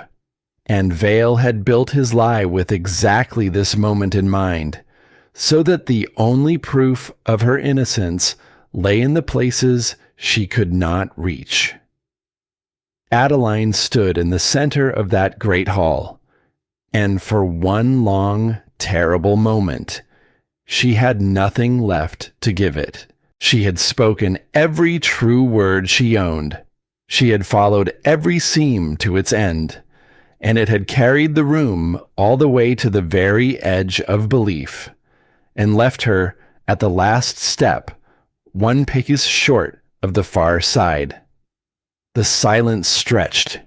She could feel the tide beginning to slip again, feel the room reaching, almost with relief, back toward the comfortable story, because the comfortable story asked nothing of them, and the truth asked them to be brave. She did not lower her head. She would lose standing if she lost. She had decided that in the dark, long nights ago. She would lose with her chin up and her voice steady, and she would not give Vale the gift of watching her fold. And in that silence, something moved at the great doors of the hall. The dragon had come. No one had summoned it. No one in 3 long years could have summoned that creature anywhere at all. It came because it chose to come, the way it had chosen every single thing since the day the woman sat down in the center of its cave and did not weep and did not beg. It came through the tall doors, vast and dark and impossibly, unbearably quiet, and the whole hall drew back from it in one single indrawn breath. Chairs scraped. Someone cried out. The great creature paid none of it any mind. It crossed the floor, and it went to her. It came to stand beside Adeline in the center of that great and frightened hall, and it lowered its enormous head until it was level with her own, and then it turned its ancient gold eyes, slow and deliberate, upon the man who had built the lie. Alaric had risen from his seat. His face had gone white as bone, because he knew, better than any other living soul, what it meant that the dragon had come. He knew what it must have cost the creature to cross that threshold, to leave the safe dark it had buried itself in for 3 long years, and walk out into the hard light of a hall packed full of staring, fearful strangers. It had come for her. He understood that at once, and he understood, a heartbeat later, that it had come for something else as well. The emperor came down from his raised seat. He crossed the hall slowly through the parting crowd, and he came to stand at the dragon's other side, and he laid his hand against its warm jaw, in the place he had learned to lay it in the dark of the cave. "Old friend," he said, very quietly, so quietly that only the 3 of them, woman and beast and emperor, could hear it at all. "If there is anything left in you, anything at all, it is this moment. It is now, or it is never." The dragon did not move. The whole hall held its breath. And Adeline, standing in the vast shadow of the great creature, laid her own hand flat against the warm scales of its neck, and she leaned close, and she spoke to it low and steady, the way she had spoken to it in the dark for all those long nights. "You told me once," she murmured, without a single word. "You told me you understood exactly what it was, to have your voice taken from you by people who simply found it inconvenient to let you keep it. Well, here they are. Here is the room. Here are the very people who do it." Her thumb moved once against the scales. "And here is a truth," she whispered, "that not one of them can hold in their hands, but that every last one of them needs to hear." She pressed her palm harder against the warm neck. "Speak it," she breathed. "Not for me, for yourself, for every silence they ever forced on the 2 of us, in every dark place they ever put us to keep us quiet. Speak." For a long, long moment, nothing. The dragon stood, vast and utterly still, in the center of the hall. Its great throat, which had held nothing but silence for 3 years, did not so much as move. And Adeline closed her eyes, and a small cold thought moved through her. Perhaps it cannot. Perhaps some things, once they are taken, are simply taken for good, and no love and no courage in the world can call them back. She kept her hand on its neck anyway. If it could not speak, then she would stand in its silence with it, the way it had stood in hers. And then it came. It began below hearing, a sound felt in the body long before it was ever heard by the ear. a deep and resonant thing that rose up out of the old stone of the floor and into the very bones of every soul in that hall. Low, vast, and utterly, undeniably true. The dragon's voice. The voice that had been lost at the breaking of the wall. The voice no throat could fake and no ear could mistake. The voice that every living thing recognized as truth the way it recognizes thunder as real, before the thinking mind has decided one single thing about it. It filled the hall to its highest rafters, and carried inside that sound, without any words that a page could ever hold, was the whole truth of the woman standing beneath it, her honesty, her innocence, the plain and unbending fact of a person who had taken nothing, built everything with her own two hands, and been buried in the dark for the one unforgivable crime of refusing to quietly disappear. No one in that hall could deny it. No one even tried. Because that is the deep nature of that voice. It does not argue. It does not persuade. It does not trouble itself with paper or seals or the clever arrangement of numbers on a page. It simply speaks one true thing, in a way that leaves no room anywhere, in any heart in the room, for a lie to go on standing. And as the sound moved through the hall, Adeline watched it reach Corwin Vale. She watched the last of the warmth fall away from his face, entirely. She watched the certainty go with it, the certainty of a lifetime, draining out of him like water from a cracked vessel. She watched the man who had never once in all his years been made to answer for a single thing he had done, stand in the presence of a truth he could not smile his way past, could not outpaper, could not outweight, could not buy nor bury nor manage. And she watched him understand, at the very last, that he had lost. The sound faded slowly. It did not stop so much as settle, sinking gently back down into the ancient stone it had risen from, and leaving the whole hall ringing in a silence entirely unlike the silence that had come before it. A cleaner silence. A silence with the truth still living in it. There was nothing left to examine. A lie cannot go on breathing in a room where that voice has spoken.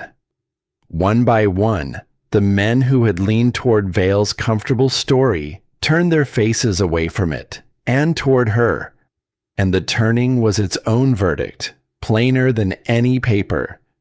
The Emperor stood with his hand still resting on the dragon's warm jaw, and there were tears on his face, plain for the whole hall to see, and he did not trouble himself to hide a single one of them.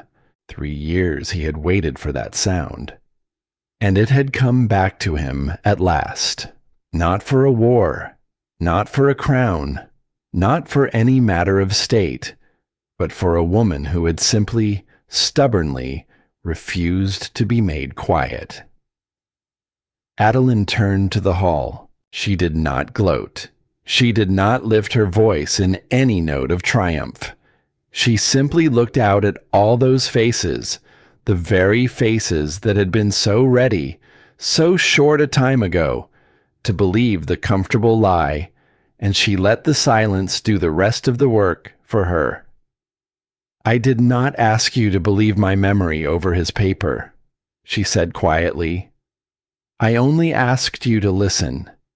And now you have all heard the truth of it, in a way that not one of us in this room can ever again pretend we did not." She turned, last of all, to Vale. "You put me in the dark," she said, "because you believed a woman in the dark could not be heard. But you never imagined I would find something down there. The one voice you never thought to take from me. because it never once occurred to you that I might find it in the very place you sent me to lose it." She did not need to say the rest of it. The hall said it for her, in the turning of every face away from Corwin Vale and toward the woman he had tried with all his patient cleverness and failed to silence. He was led from the hall.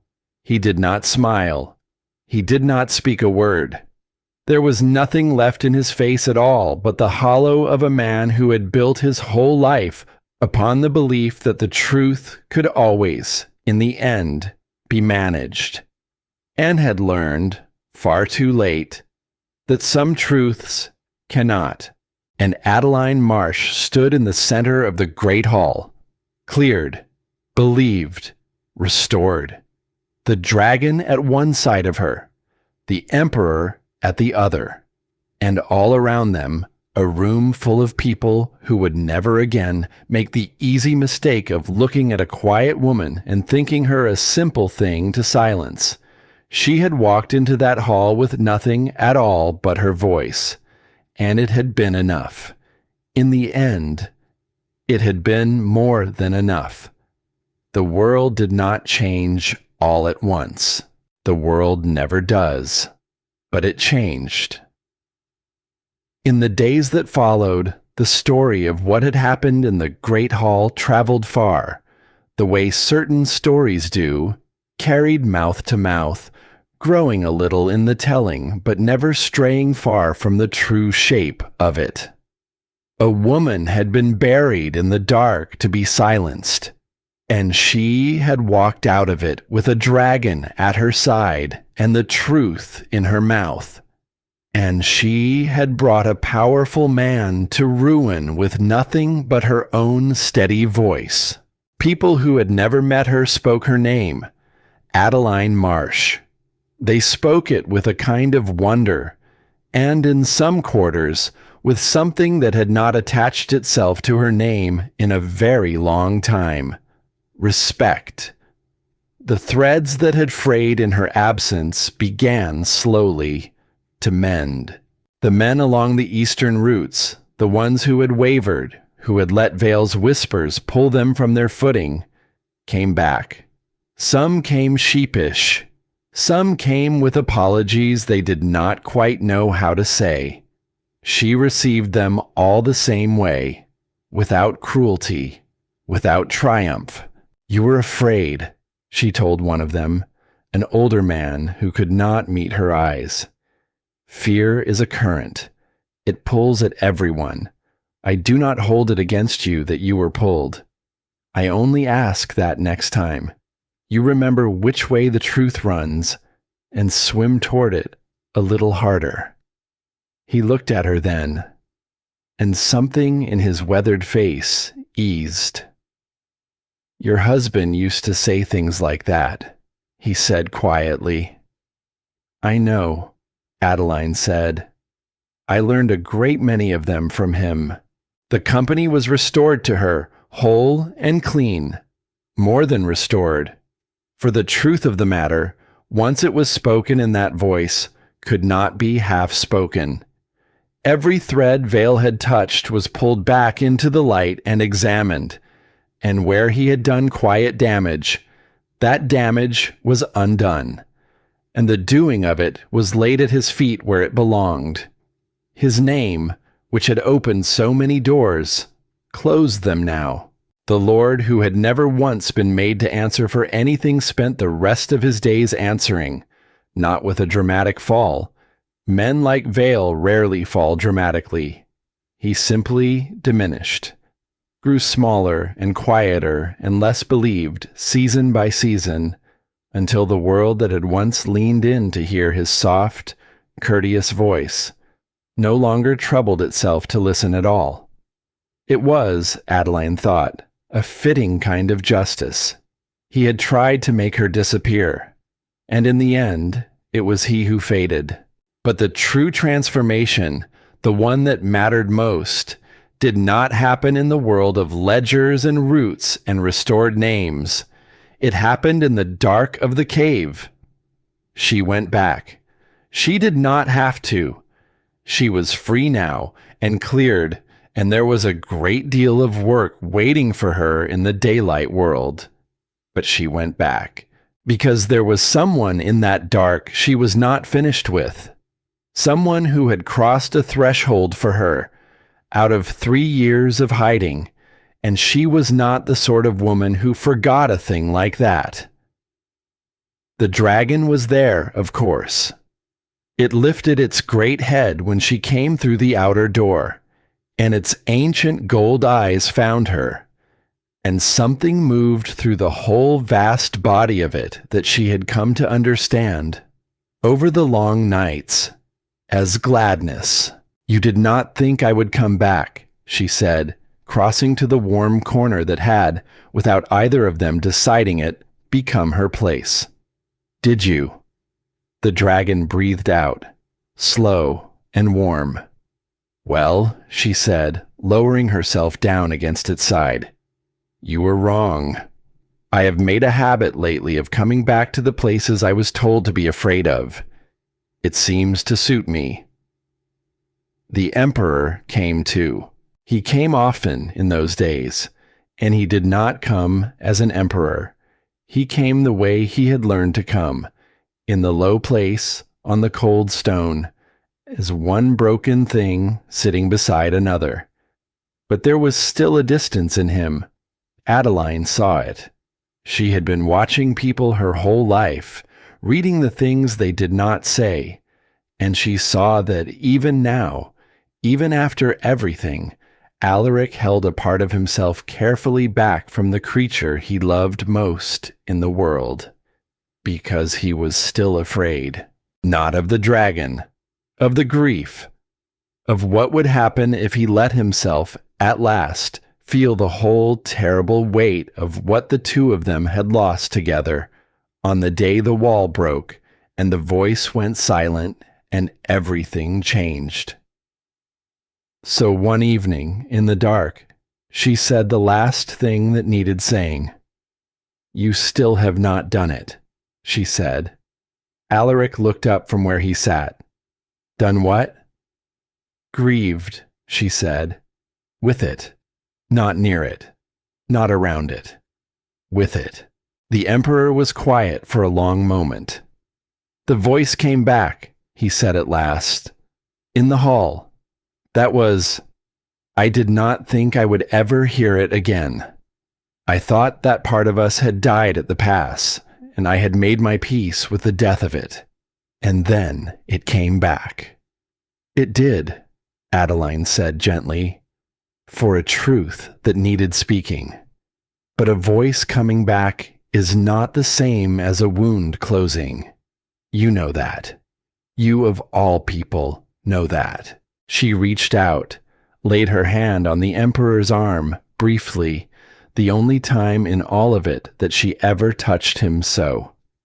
"You have spent 3 years being strong for this creature," she said, "coming to it with your care, your solutions, your emperor's shoulders, ready to carry its grief on top of your own. And all that time, the thing it needed from you was not your strength." "Then what?" Alaric said, and his voice was rough. "What did it need?" "Your weakness," Adeline said simply. "It needed to see you break too, so that it would not have to be the only broken thing in the dark." The emperor sat very still, and then, slowly, something in him that had been held rigid for 3 long years, something he had been holding upright through the battle and the loss and the silence and the endless careful governing of an empire that could not see him weep, let go. He turned to the dragon, and he did not lay his hand on its jaw the way a healer lays a hand on a patient. He leaned his whole body against the warm, dark scales, the way a tired man leans against the only thing left standing, and he let his forehead rest against the great neck. And he wept, not quietly, not carefully, not the managed grief of an emperor who must be seen to hold himself together, He wept the way a person weeps when they have been holding it for 3 years and have finally found a place safe enough to set it down. And the dragon curved around him, the way it had curved around her in the dark on the night the dreams came. It drew its great body in and around the weeping man, and it lowered its head over him, and from somewhere deep in its chest came a sound. Not the great voice, not the thunder that had shaken the hall, something lower, something older, a deep, resonant hum that was not truth spoken to a room, but grief shared between two who had earned the right to share it. The two of them grieved together, at last. Not the emperor lifting the dragon's sorrow, not the dragon carrying the emperor's, but the two of them side by side in the same dark, holding the same loss between them, so that neither one had to hold the whole of it alone. Adeline watched from the warm corner, and she did not speak, and she did not move, because some moments are not meant to be entered. They are only meant to be witnessed. But her own eyes were wet, because she understood, watching them, that this was the thing she had truly come to give. Not the winning of the case, not the ruin of Vale, not even her own freedom. This, the simple, world-changing act of one broken thing sitting down beside another, and refusing to pretend it was whole. Later, much later, when the emperor had gone quiet and the dragon's low hum had faded into the slow tide of its breathing, Alaric lifted his head. His eyes were red. His face was open in a way she had never seen it, a way she suspected no one had seen it in a very long time. "How did you know?" he said. "How did you know that was what it needed? That was what I needed." Adeline was quiet for a moment, because it is what I needed too, she said at last. For 3 years. After my husband died, everyone came to me with their strength, their solutions, their willingness to take the weight off my shoulders. And not one of them ever simply sat down beside me in the dark and let me be as broken as I was. She turned the ring on her finger, round and round. They all wanted to fix me, she said, and being fixed is a lonely thing, because a person who is being fixed is a problem, and a problem is not the same as a person. She looked at him then, steady, unguarded for once. "I did not want to fix your dragon," she said. "I did not want to fix you. I only wanted to sit in the dark beside the both of you and let you be exactly as broken as you were. Because I know, better than most, that sometimes that is the only thing that actually heals." The emperor looked at her for a long, long moment, and in his eyes was a thing that had been growing there since the first day he walked into the cave and found her sitting in his dragon's shadow, unafraid, unbroken, unwilling to be smaller than she was. "Stay," he said. It was not a command. An emperor could command a great many things. He did not command this. "Not in the cave," he said, with the ghost of a smile. "You have earned better than a cave, but stay, in this life, near this, whatever this has become, between the three of us. I have spent 3 years surrounded by people who wanted things from me, and you are the only person I have ever met who wanted nothing at all, who simply saw." Adeline was quiet. She was not a young woman, given to leaping at things. She had loved once, deeply and completely, and she had buried that love, and she had rebuilt herself out of the wreckage of it with her own 2 hands. She did not hand her heart to anyone lightly. Not anymore. But she looked at this man, sitting on the cold stone, with his grief finally spent, and his face finally open. And she looked at the great creature curved around them both, its ancient eyes soft in the dark. And she thought about the long, cold years of being seen as a problem to be solved, a woman to be managed, a thing to be quieted and put away. And here, at last, in the strangest of all places, she had been seen, not managed, not solved, not silenced, seen. "I will stay," she said. And then, because she was who she was, she added, "But I have conditions." Alaric laughed. It was a rough, surprised sound, the laugh of a man who has not laughed in a very long time. "Of course you do. My company is my own," she said. "I built it. I keep it.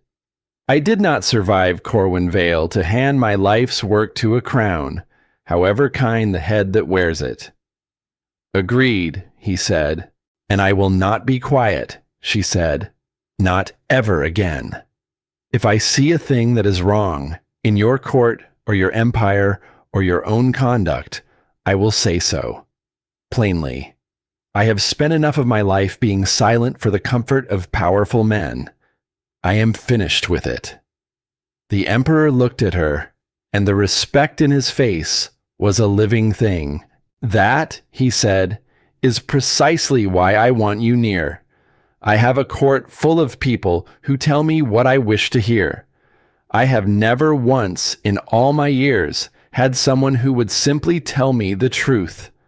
He glanced at the dragon. "Until now," he said. "It seems the two of you have that in common." And so a new thing began.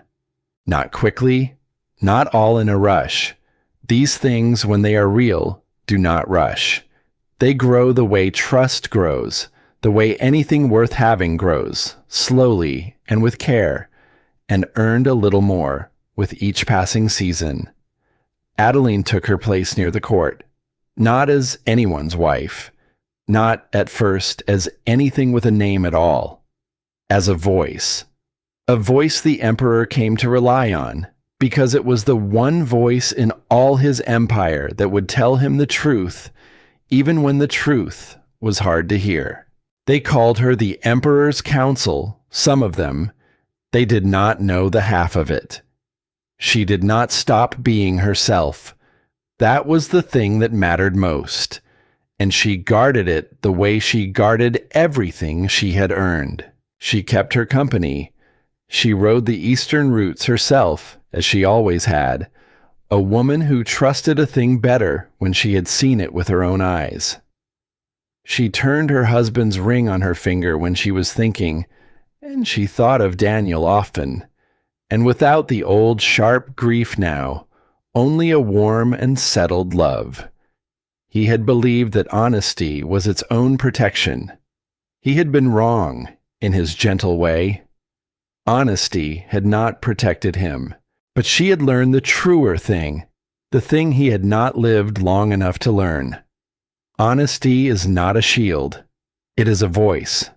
And a voice, once you find it, and once you refuse to give it up, is the one thing in all the world that no one can ever truly take from you. They had tried. Vale had tried. The whole comfortable, courteous machinery of a world that prefers a quiet woman had tried, and she was still speaking. As for the dragon, it came out of the dark, not all at once, but it came. It began to spend its days in the light of the high places. In the open air it had not felt in 3 long years. Its great dark wings spread against the sky. And its voice, once it had come back, did not leave again. It spoke rarely. A voice like that is not meant to be spent on small things. But when a great dispute came before the court, one of those bitter tangles that would have ground on for years in the ordinary way, the dragon would come, and it would listen.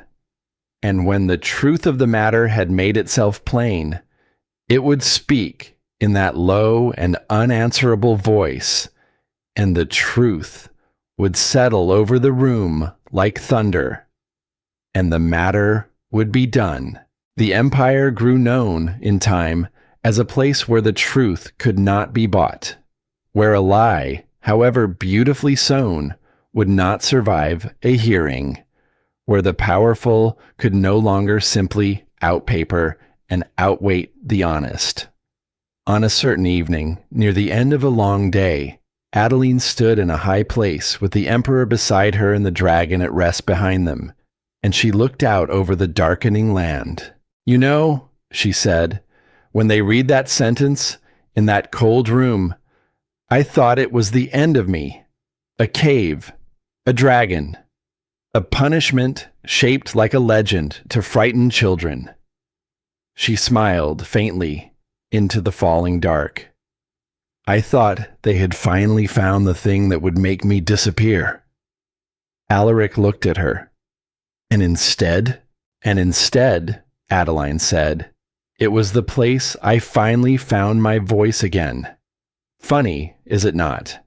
They put me in the one dark deep enough that when I finally spoke, the whole world had to hear it." The dragon behind them breathed out, a long, warm, contented sound, and the three of them stood together in the last of the light.